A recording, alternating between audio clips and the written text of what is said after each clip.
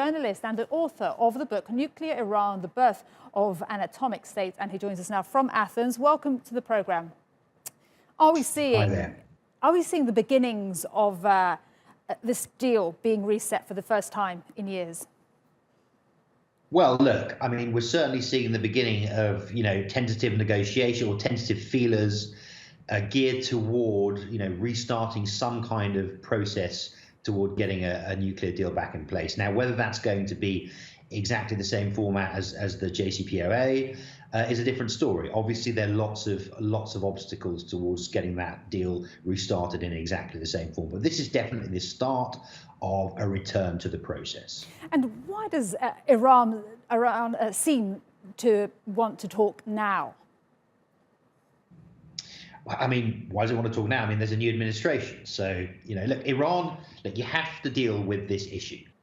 Iran needs the sanctions relief. It's in desperate financial trouble, and the world needs to deal with a nuclear Iran, or the possibility of a nuclear Iran. You have to deal with Iran. This is a country of 80 million people. It's huge energy resources. It's an ancient civilization. It's sort of between the Caspian Basin and the Persian Gulf. It controls the Straits of Hormuz. You have to deal with Iran. You can't just ignore it. Trump did that, but Trump was a kind of, he walked away from the deal and just ignored it. That was kind of a unique thing with Trump. You have to deal with Iran, and this is the way that you're going to deal with it, through the most controversial and pressing issue at point, the nuclear program. And let's talk about those sanctions, because Iran has previously set a deadline of February the 21st. And said it vowed that if oil and banking sanctions are not lifted, it will expel the UN's nuclear inspectors from the country. Can you see any sanctions being lifted by that deadline? I mean, I would be very surprised if they unilaterally lifted all sanctions. And I think the Iranians would be absolutely astounded if they did. Look, these comments, much of Iranian political rhetoric is always for domestic consumption. Now, the Iranians know that they're going to have to make some form of compromise with the West or with the international community indeed, but basically America. Like, it's the P5+1 that the deal is with, but it's America that stands behind it. So if you're going to sort of have to make concessions to the great Satan, at least start by talking tough, and then you sort of you back down slowly, later on a bit more quietly. But, they'll make demands. That's what Iran does. It already makes all sorts of demands, and then it finally sort of climbs down from them. And tell us, how much is internal Iranian politics and rhetoric internal politics playing into this rhetoric that we're hearing now?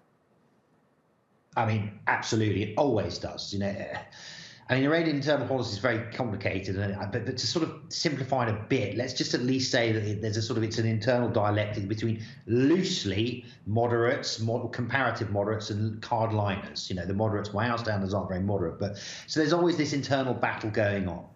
When the nuclear deal was made first time around, the Supreme Leader Khamenei, he didn't want to make the deal. He's de facto, hugely anti-Western.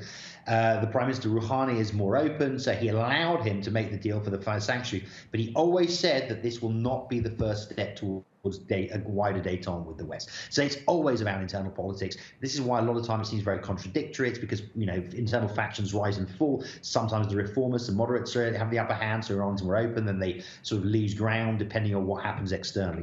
So this is all, hugely about internal politics. But look, Iran is in, we always say this and it sort of staggers on, but Iran is in real trouble now. Like, they were killing people in the streets before lockdown, and they never did this before because that's what the Shah did, and it's one of the reasons that he fell. They never, killed people en masse. Even in 2009, they didn't kill people en masse in the streets. So, they're in big trouble. They need a deal.